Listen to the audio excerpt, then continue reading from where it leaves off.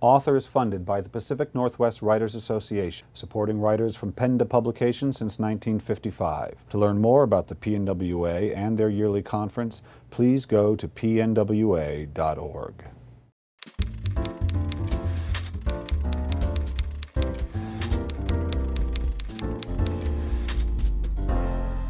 Hi, this is Bill Kenower of Author Magazine, and today I am here with author and Pacific Northwest Writers Association President, Pam Binder. Pam, welcome to Author. Thank you very much. You may not remember this, but you and I met for the first time at a Pacific Northwest Writers Conference. Oh my gosh. And I thought I actually had forgotten that, yes. Yeah, that's where we first met. Wow. Bob Dugoni introduced us, interestingly enough. Was I nice? You were very nice. Okay, good. You were very nice, and that's why I decided to join the PNWA, because I liked you so much. Oh, very when we nice. met Thank that you. one time. Thank you. And I thought it was appropriate because that's how you and I met. We were at a conference, and you and I connected by chance. Oh my gosh, very good. And this is what we're trying to do at conferences. We are. We're trying to connect with people. In fact, I was having a conversation with someone today, and they were saying, well, why doesn't PNWA ever go to the convention center in Seattle? And I said, because that's so spread out and we really lose the connection with people. I like that kind of condensed feel that we have when we're either at the SeaTac Hilton or in 2016 at the Doubletree, where people actually feel that, that there's somebody that's right there that's able to talk to them. So I like that. And you got an agent at the PNWA who was able to sell your book to your first New York publisher. I think it was Simon & Schuster. Simon & Schuster, yes. But you met her at that conference. I did. Did you pitch it or you just talk to her? Well, that was great. I'm glad you brought that up. I was actually volunteering. Oh. Because I tend to be very shy, as I think a lot of authors are. And so I thought, well, what better way than to actually volunteer? So when I was volunteering, she came up to me and she was actually wanting directions someplace, and we got to talking, and she said, by the way, do you have a book? And I'm going, yes, I do.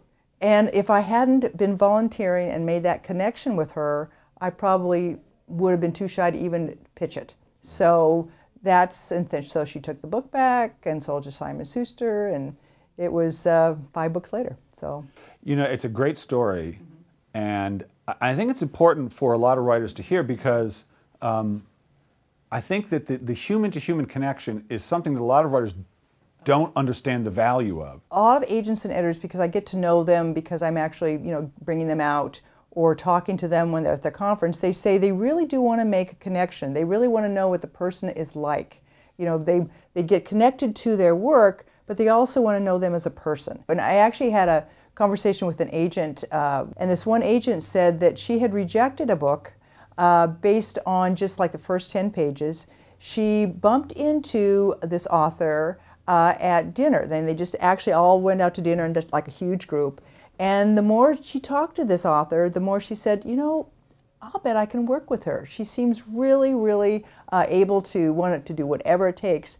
Long story made short, 20 books later, the gal's a New York Times bestselling author. So it really is about connections. It really does happen. So you're the president of the PNWA now, and you really took on that mantle when you were following the traditional model. Correct. And conferences were really built for that in a lot of ways, to introduce writers to that. But the world has changed. And so now when you go to conferences as someone who's currently publishing independently, who knows what will happen down the pike, what do you look for? Because obviously you're not maybe going there to meet up with the agent or the editor so much. So what brings you to the conferences? So as an author, you really do need to be networking with other authors to find out. Why? How does that help? Aren't they your competition? No, they're not. No, they're not. No, and that's the thing that I think that people want to get over, is that they help you. Other authors can help you, because they could say, oh, this really worked for me when I was marketing. This developmental editor is fantastic. Have you ever thought about doing a series? I actually had a really good advice from someone. They said, if you want to write a novella, in between your longer books, that's a really great marketing strategy for you. And you can bounce ideas off of other authors. So it's a really great way to network. Plus the other thing too is that some of these authors may give you a quote for your book. So you share those kinds of experiences. Being an author is a very solitary, very lonely existence, and you need this kind of camaraderie. The other thing too is that a lot of authors these days are what is known as hybrid. They will be independently published, but they will also say, you know, I have a project that needs to be traditionally published. I have a book right now that I'm writing that I feel is better for traditional publishing, which I will be sending out. Actually, I do have an editor looking at it right now. So you want to be saying, I'm not just going to do one direction. I'm going to do what's best for my book. What has changed within your writing over the last 10 years? How has it evolved? Well, actually, I actually concentrate more on the characters. It's really been interesting. I'm really more involved with their development and how the secondary characters involve. I still do a lot of plotting because my students know that I'm like the plotting wizard. I love plotting. Okay. But I actually like to talk about my characters more. I like to get more into their heads.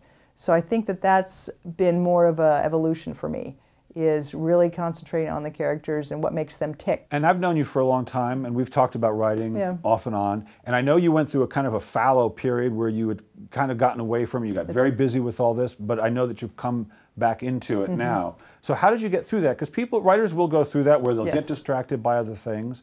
So talk about coming out of that period and to where you are now. That's actually great, because the reason I came out of it was because all of the connections I made through PNWA and authors. Because they kept coming up to me and they said, so what are you doing, Pam?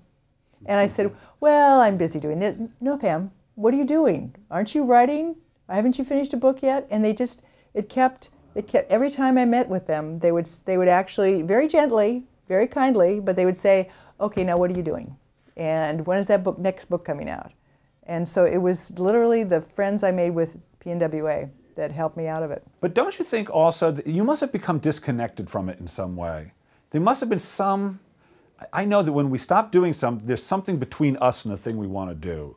So there must have been some, maybe you needed to change something in some way. When you came back to it, did you come back to it differently than where you had left it off, or did you just pick up right where you left off? Well, I had continued to write. That was the thing. Is that you were still writing. Yeah, I actually still wrote, if not every day, at least every other day. So I have a closet full of probably 6 novels. Oh. So I do have this body of work, but they're half finished or 2/3 done or a few maybe pages or a few chapters, but nothing in the shape that I wanted to do anything with, because I kept putting it on. I knew it wasn't polished, so I kept putting it on hold and on the back burner, so to speak. But I had continued to write. I just had decided to put the whole publishing piece on hold. Publishing, which should be the trajectory of all our work, can also so confound us. Yeah. That the whole notion that, okay, people are going to read this, I'm going to try and share it, can so interfere with the sort of very solitary and lovely independent process that is writing. Well, it gets in our head, the traditional piece. And I think traditional publishing still is very viable. They do so many wonderful things right. And I know that my own son, he decided to do traditional for his first book. And then he now is considering self-publishing. But you know, you learn so much by going traditional publishing. You learn basically a discipline. You learn the importance of editing and revising. And you learn the importance of interconnecting with the bookstore and with all the people, your readers, and reviews. You learn all those pieces. And if you decide not to go a traditional publishing path, then I really highly recommend some kind of a writer's group where you can actually be talking to people so they can talk to you about that. Well, Pam, this has been delightful, but I have one more question for you. And what I'd like you to do is finish this sentence for me. Okay. If writing has taught me anything, it's taught me what? It's taught me kindness. Kindness. You're the first person who's answered that. How did it teach you kindness? That's such a great answer.